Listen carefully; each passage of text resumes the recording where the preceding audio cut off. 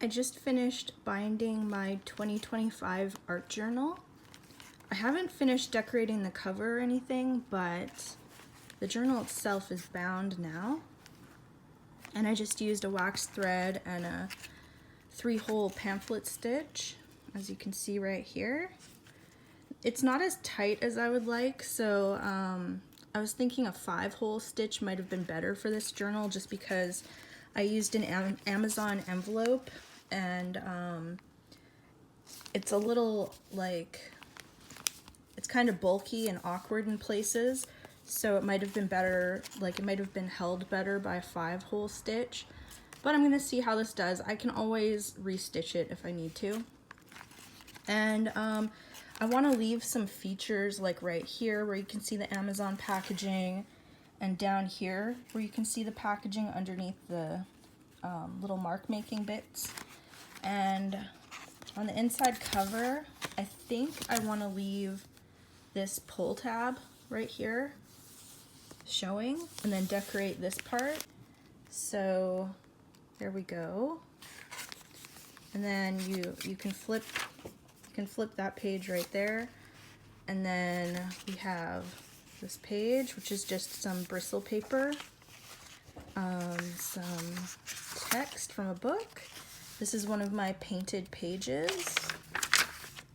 Another one of my painted pages. This first one is done with watercolor and paint pens. And then this one is done with acrylics and some stencils.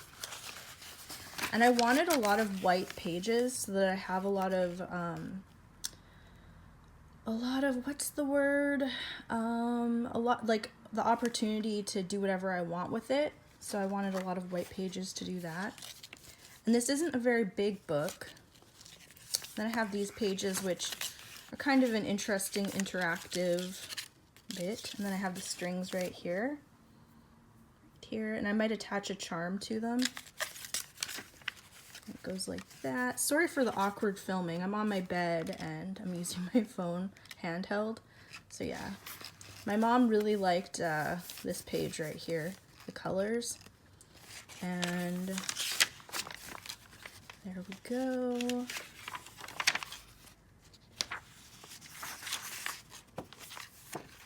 And then there.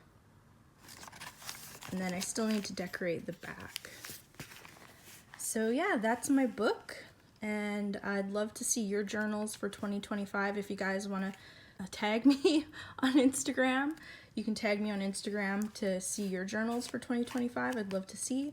And yeah, I'll talk to you guys later. Well, hello everyone, and welcome to the voiceover portion of this video.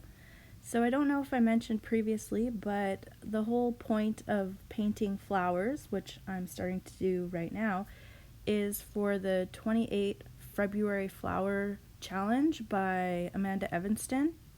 I'll link to her below. And it's basically your usual art challenge with a prompt list for flowers in this case. And the idea is to draw or paint or photograph, I guess, flowers for every day of February. And she has a private Facebook group that you can join to post your images to and share with everyone in the group, and it's a really fun community. So I started off with Neocolors in this piece, and they're Neocolor 2s, and I just drew some random flowers. I just drew some shapes that were off the top of my head that I've been kind of practicing with some of my other pieces as well. And I'm working in my art journal that I shared before, and it's made out of an Amazon package. And that was actually a group project in the Painted Witches art community on Facebook.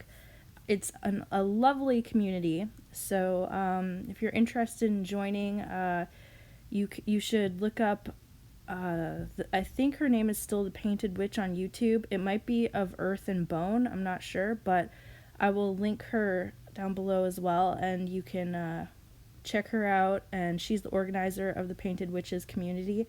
So you can check her out and maybe see if you'd be interested in joining the community. I don't know how open it is, but she'd be the one to talk to, Tina, if you're interested. So yeah, so that's what I made the journal for. We were all making 2025 art journals, and I finally started working in mine in February, which was really exciting, and I finished binding it in February too.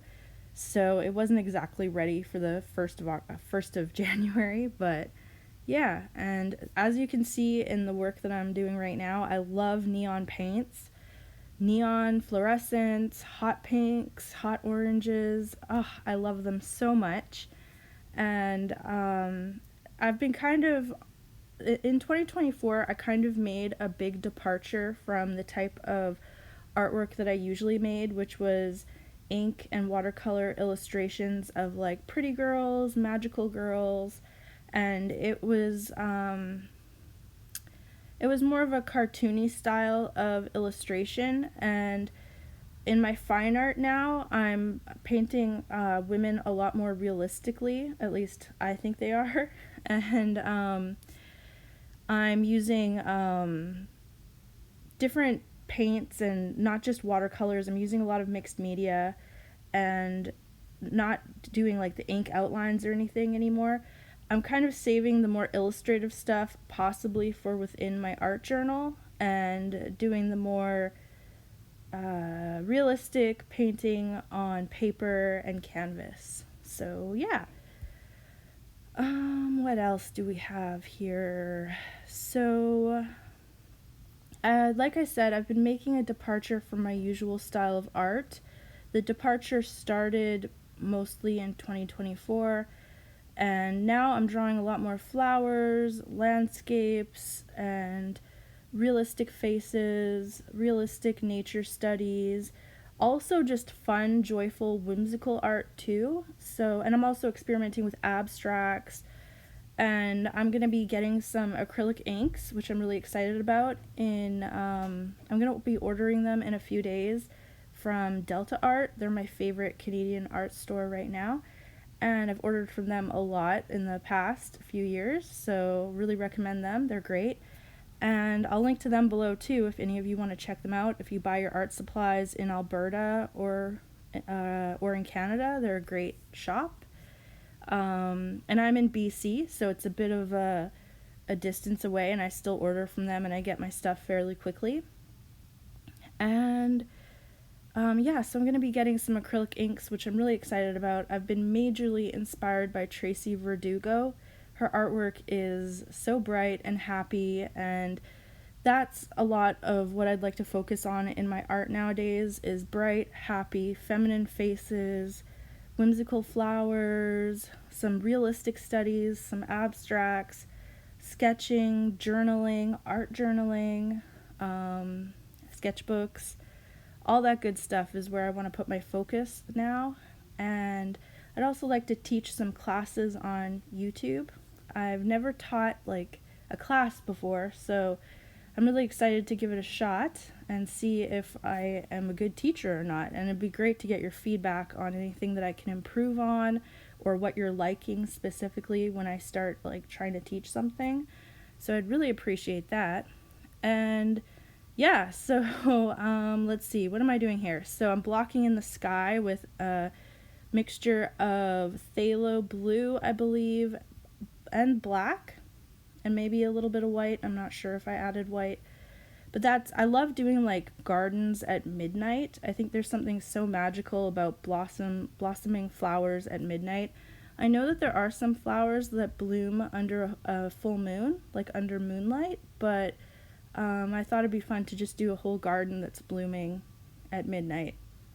And another prompt that I kind of put on this piece is for the Leo full moon, and I wanted to do a journal spread for it. And the theme of the Leo full moon, from what I read, and I read many people's interpretations of it, it was about creativity, self-expression, self-love, as usual, writing the things that you want to bring into your life.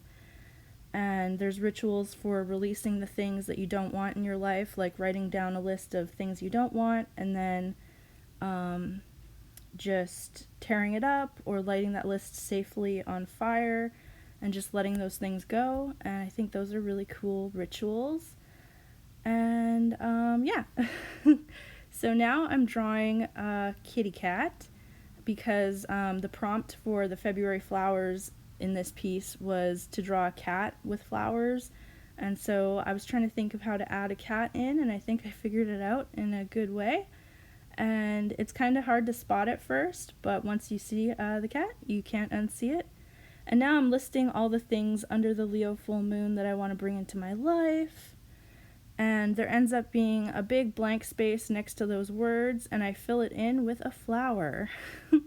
It's kind of my easy go-to flower that I draw when I'm just drawing an outline. And it just involves placing one leaf overlapping the next leaf and so on. And I think it works out quite well. And I add a little bit of 3D dimension on the leaves, and then I add, or on the petals, and then I add the leaves, and that's pretty much it. So, oh, how could I forget? I added a Sakura solid marker on the colorful areas to kind of tone them down a little bit and make the flower pop more, and that's pretty much the end of the video. So thank you so much for watching. I really appreciate it.